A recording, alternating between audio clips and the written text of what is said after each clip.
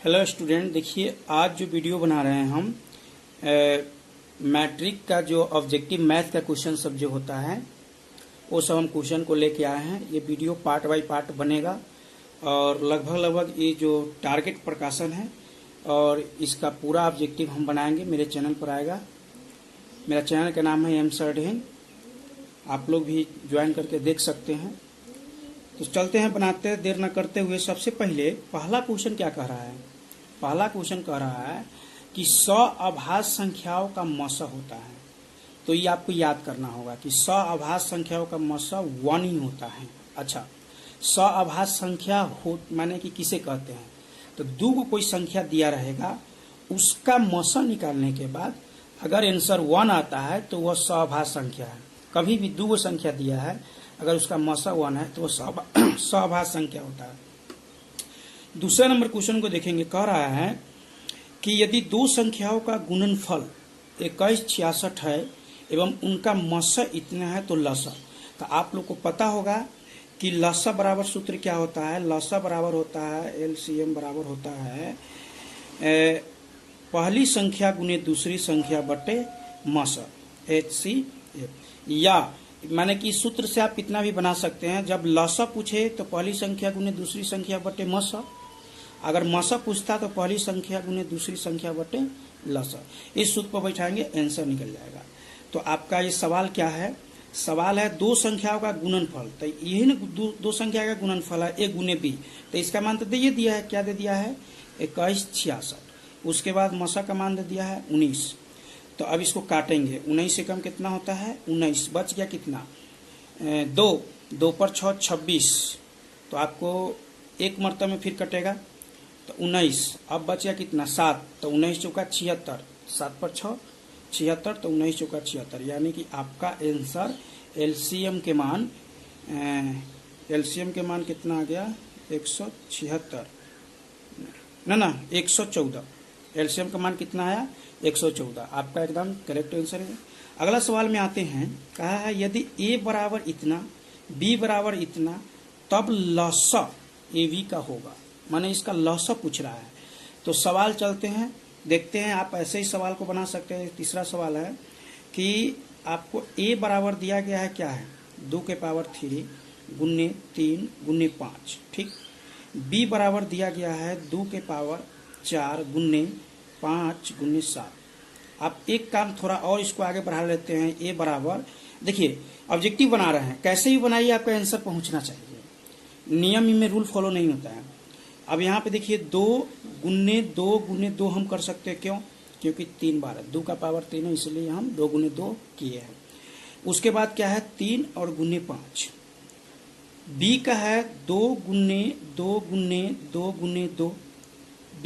2 का पावर 4 है, इसलिए हम 2 गुने 2 गुने 2 4 बार किए हैं।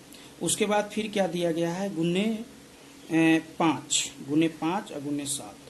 अच्छा, आप ये सीखे होंगे कि जो संख्या दोनों में मिल जाता है उसमें से निकाल लेते हैं तो मसा कहलाता है। जैसे देखिए आप, ये दोनों में मिल गया, उसके बाद ये भी 2 मिल गया, ये भी मिल गया, ये नहीं मिल रहा है, लेकिन ये को 5 जरूर मिला है, 5 मिला है।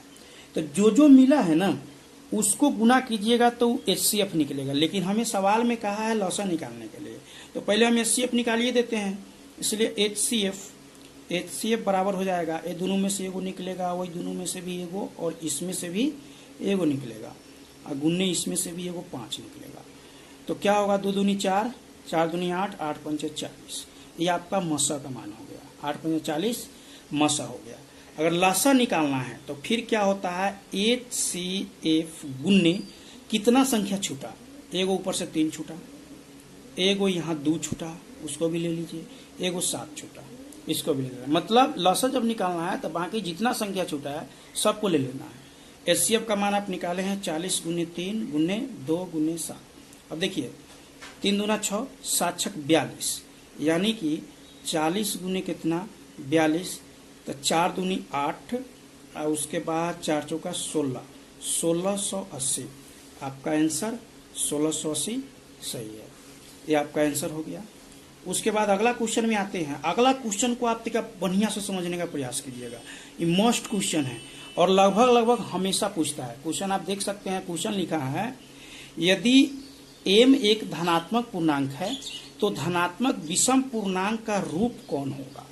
सबसे पहले इसका लॉजिक के बारे में आप समझिए क्या है कि अगर कोई विषम संख्या होता है, चाहे सम संख्या, कोई भी सम संख्या होता है, उसमें आप किसी भी संख्या से अगर गुना करते हैं तो आंसर हमेशा सम संख्या में ही आता है। जैसे देखिए, हम 4 सम संख्या है, एक विषम संख्या है, गुना किए तो 4 आया सम संख्या। 2 सम संख्या है, 3 विषम संख्या है, गुना किए तो कितना आया 6 आया। मान लो यहाँ पे 8 सम संख्या है और यहाँ 5 विषम संख्या है तो 8 पंजे 40। मतलब सम संख्या में आप किसी भी संख्या से गुना करते हैं तो उसका आंसर सदैव क्या आता है, सम संख्या आता है। लेकिन अब यहाँ पे क्वेश्चन ये नहीं कहा है, क्वेश्चन कह रहा है किस रूप का होगा। अब आपको हम बताते हैं सम संख्या में, इसी में से दूसरा लॉजिक क्या लग रहा है, सम संख्या में अगर विषम संख्या जोड़ते हैं तो हमेशा विषम ही आता है। जैसे देख लीजिए, एक विषम संख्या, इसमें माने कि 2 सम संख्या, एक विषम संख्या, इसको जोड़ते हैं तो कितना आया 3 विषम संख्या है। इसके बाद 6 मान लीजिए, 6 आपका सम संख्या है, 3 विषम संख्या है तो 6 3 9 विषम आया। 10 सम संख्या है, 13 विषम संख्या है, जोड़िए 23 आया। मतलब क्या कि सम संख्या में किसी भी संख्या से अगर आप गुना करते हैं तो आंसर सदैव सम आता है, और सम संख्या में कोई भी विषम संख्या जोड़ते हैं तो आंसर सदैव विषम आता है। अब चलिए समझने का प्रयास कीजिए। जब यहाँ 4m का मान हम कोई भी अगर रखेंगे, 1 2 3 4 5 कुछ भी रख दे, तो अभी आपको बताया है कि सम संख्या में किसी भी संख्या से गुना करते तो सम आता है। तो ये हो जाएगा सम, और सम संख्या में सम संख्या जोड़ेंगे तो सम आंसर आता है। जैसे देख लीजिए, और 2 + 2 सम संख्या है, 4 3 विषम है, 4 + 2 सम संख्या, मतलब सम में अगर सम जोड़ते हैं तो सम आता है। तो यहाँ सम हो जाएगा, ये भी सम संख्या, ये सम संख्या सम हो जाएगा। लेकिन यहाँ तक ले सम संख्या है, लेकिन एक क्या है, विषम संख्या है। तो क्वेश्चन क्या क्या है, विषम पूर्णांक धनांक बताना है। तो आपका आंसर सी एकदम करेक्ट आंसर है। माने कभी भी सम संख्या में अगर विषम संख्या जोड़ते हैं तो आपका इकाई स्थान पर, जैसे जब आएगा और ट्रिक है, अगर आप यानी कि यहाँ पे चाहते हैं कि इसमें कौन विषम पूर्णांक होगा तो इकाई स्थान पर विषम संख्या देख लीजिए, यहाँ 1 रहे, 3 रहे, 5 रहे, 7 रहे, 9 रहे, यही विषम होगा। और सम कहेगा तो आप इकाई स्थान पर सम देख लीजिए, अनतः एक संख्या ऐसा देगा, ऐसा इतने खाली। तो सम संख्या में किसी संख्या से गुना करेंगे तो होगा कि नहीं, ये तो आपको बता ही दिए हैं। इसलिए ये क्वेश्चन बहुत महत्वपूर्ण है और हमेशा लगभग पूछता है, इस पर ध्यान दीजिएगा। उसके बाद अगले क्वेश्चन में आते हैं, कह रहा है निम्नलिखित में कौन सी अभाज्य संख्या है। तो पहले हमें यह जानना होगा कि अभाज्य संख्या क्या है। देखिए, अभाज्य संख्या के बारे में आपको हम बताते हैं कि जिस संख्या का गुणनखंड केवल 2 हो, या वह संख्या जो 1 या स्वयं से कटे, इसके अलावा कोई और संख्या से कटेगा ही नहीं, तो संख्या अभाज्य संख्या कहलाता है। जैसे देख लीजिए आप, 2 भी एक अभाज्य संख्या। आपसे ये क्वेश्चन जरूर पूछेगा परीक्षा में, कौन ऐसी संख्या है जो सम होते हुए अभाज्य है, तो 2 होता है, लेकिन बाकी बात जितना अभाज्य संख्या सब विषम है। तो 2 हुआ। अब 3 है, 3 में अगर भाग देते हैं तो या तो 1 गुने करके हम 3 पुरा सकते हैं, और नहीं तो हम 3 गुने 1 करके 3 पुरा सकते हैं। इससे गुणनखंड केवल कितना हुआ, 2 हुआ। तो 2 को जिसका गुणनखंड होता है वो अभाज्य होता है। वही में 4 देख लीजिए, इसको हम 1 गुने 4 भी कर सकते, माने कि 1 गुने 4 भी कर सकते हैं, या इसको 4 गुने 1 भी कर सकते हैं, या इसको 2 गुने 2 भी कर सकते हैं। मतलब इसका गुणनखंड कै गो निकल गया, खंड 1 2 3। जब भी खंड 2 से ज्यादा निकले वह भाज्य संख्या होता है। एक और देख लीजिए आप, 7 एक अभाज्य संख्या है। इसको अगर पुराना है 7, या तो 1 गुने हम 7 करेंगे, और नहीं तो हम क्या करेंगे 7 गुने 1 करेंगे, तभी जाके ये क्या पूरेगा, माने कि 7 पूरेगा। इसके अलावा कोई और संख्या ही नहीं है जिसको हम गुना करके हम 7 पूरा दें। तो ये भी क्या हुआ, अभाज्य हुआ। और जिसका भाज्य होगा 2 से ज्यादा होगा। जैसे देख लीजिए, और 9 विषम है, इसमें लेकर बहुत फंसता रहता है, भाज्य अभाज्य और विषम सम। ध्यान दीजिएगा, सम विषम अलग बात है, भाज्य अभाज्य अलग है।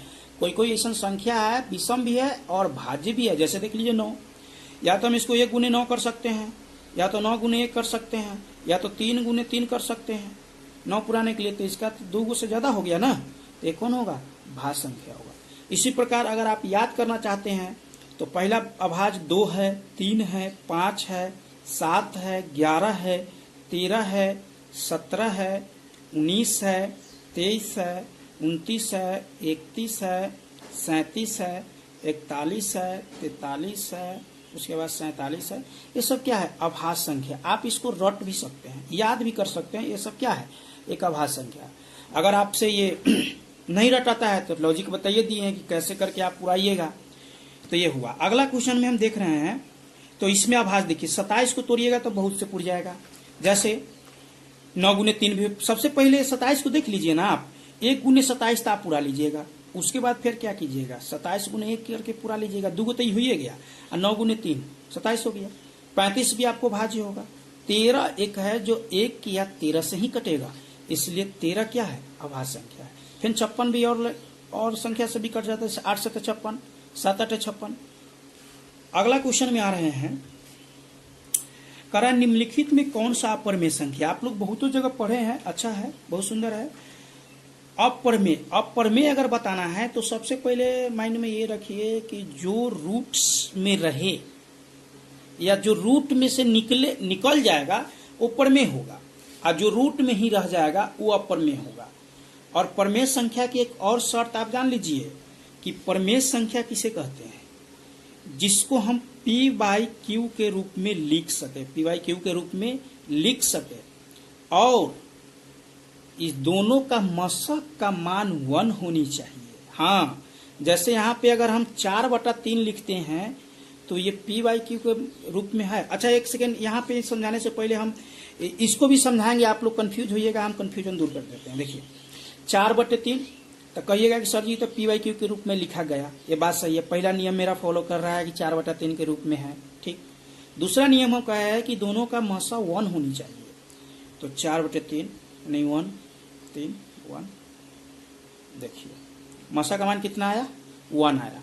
तो ये परमेय है। लेकिन अगर इसी के जगह पर आपको ये कह दे कि 2/4, ये बताइए कि परमेय है कि नहीं है, तो ये परमेय नहीं होगा, ये परमेय नहीं होगा, ये बहुरूपिया है। हाँ, इसका 1/2 जब आप कीजिएगा ना, 1/2, तब आपका ये हो सकता है परमेय, समझ गया। लेकिन ये परमेय नहीं कहा जाएगा। तब सवाल में आते हैं, √17, तो सबसे पहले इसका तो रूट टूटेगा नहीं, अपरमेय संख्या। √100 टूट जाता है, √100 टूट जाता है, यानी कि रूट 10 गुने 10, एगो बाहर निकल जाएगा 10। अब आप कहिएगा कि सर जी आप तो बोले हैं परमेय संख्या वही होगा जो p/q के रूप में लिखा जाएगा। हाँ, इसके नीचे अगर कुछ नहीं लिखा है तो 1 लगा रहता है, समझ गए, इसलिए ये भी परमेय संख्या होगा। तो रूट से बाहर जो निकल जाए वो परमेय। यहाँ कह रहा है कौन सा परमेय है, तो ये भी रूट से बाहर निकल जाएगा 2 गुने 2। इसको करेंगे, तोड़ेंगे, इसको देखिए तोड़ के आप डी को, तो √16 प्लस क्या है? √25 है। तो 16 का वर्गमूल 4 और 25 का वर्गमूल 5 होता है। 4 5 9, रूट से तो बाहर हो गया ना, ये परमेय है। तो आपका आंसर √17 एकदम सही है, क्योंकि ये संख्या जो है क्या है? अपरमेय संख्या है। आगे देखेंगे, 144 के अभाज्य गुणनखंड के रूप में घातांक लिखना है। 44 में 2 के घातांक लिखना है। आपका 144 ही नहीं देगा बुआ जी, ये बहुत कुछ भी देगा, लेकिन ये लॉजिक समझ लीजिए अच्छा से कि दुनिया में कोई भी ऐसा शब्द दे आपको बताना है। जैसे हम यहाँ 144 से पहले हम दूसरा चीज ले लेते हैं।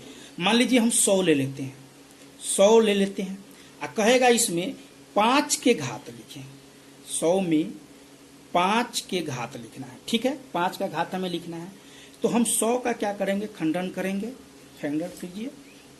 2 से 50, 2 से 25, 5 से 5, यानी कि 100 बराबर अगर हमको करना होगा तो हम 2 के पावर 2 गुने 5 का पावर 2 भी कर सकते हैं। काहे?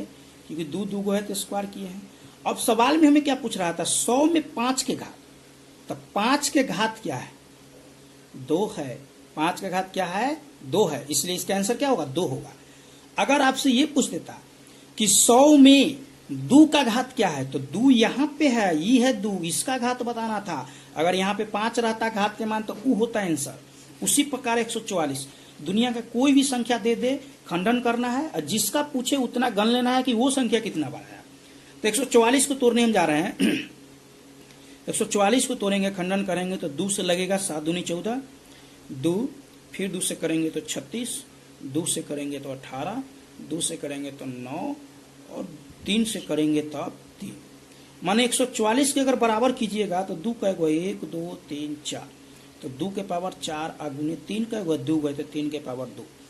आपसे किसका पूछा है, 2 के घात पूछा है। तो 2 के घात पूछा है तो आप 2 का ही घात बताएंगे, तो 2 के घात कितना है, 4 है। 2 के घात 4 है। अगर 3 का घात पूछता है इसमें से था, 3 का घात कितना है, 2 है ना, 3 का घात 2।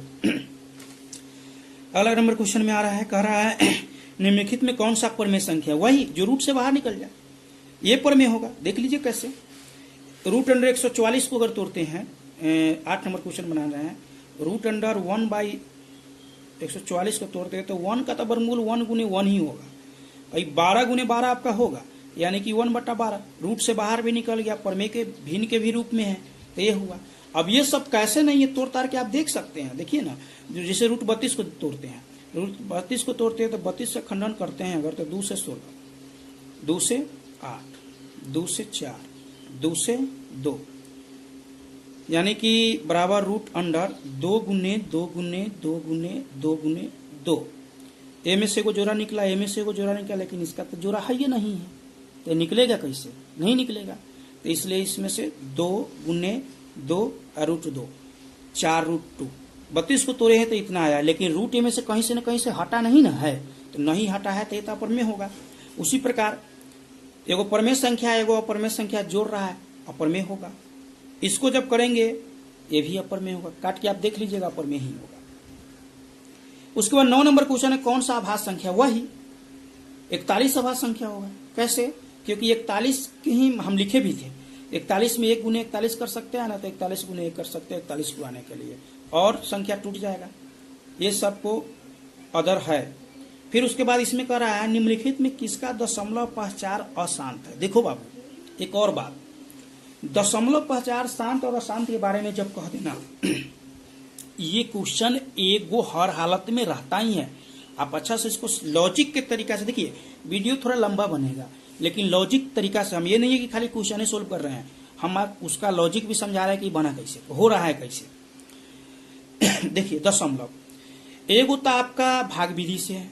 जैसे आप यहाँ पे है 3/2, कहेगा इसका दशमलव निकालिए, तो हमें तो 3 में 2 से हम भाग कर देंगे, एक मरतबे में 2, एक दशमलव देंगे 0.5, दशमलव पचार क्या हो जाएगा 1.5, ये हो गया। एक भाग विधि है और एक और विधि है। तो मान के चलिए कभी लंबा क्वेश्चन आपको दे दे, जैसे यहाँ पे कह दे 17/3125, 17/3125। अब 17 में 31-25 से भाग देने में बड़ा तकलीफ होगा ना। तो इसी के लिए एक सूत्र है, किताब में एक सूत्र है, शांत होने का शर्त, शांत होने का शर्त है, क्या है देख लीजिए, P/2 के पावर m गुने 5 के पावर n, जहां P एक अभाज्य संख्या, P क्या है, अभाज्य संख्या है, P एक अभाज्य संख्या है। कोई दिक्कत? अब इस पर हम सवाल बैठाते हैं, इस सवाल को बैठाते हैं। इससे पहले आप थोड़ा और समझ लीजिए, जब भी आप ऊपर अभाज्य संख्या है, पहला नियम, खंडन कीजिएगा तो केवल 2 आ जाए। ऑब्जेक्टिव के लिए बना रहे हैं, सब्जेक्टिव का नियम अलग बदल जाएगा, केवल 2 आए। दूसरा नियम है केवल 5 आए, और तीसरा नियम है 2 और 5 दोनों आए, 2 और 5 दोनों आए।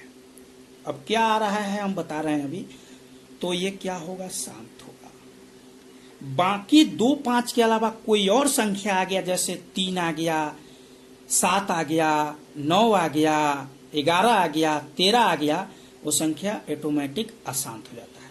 अब कैसे ये शांत अशांत होगा इसके बारे में अब देख लीजिए।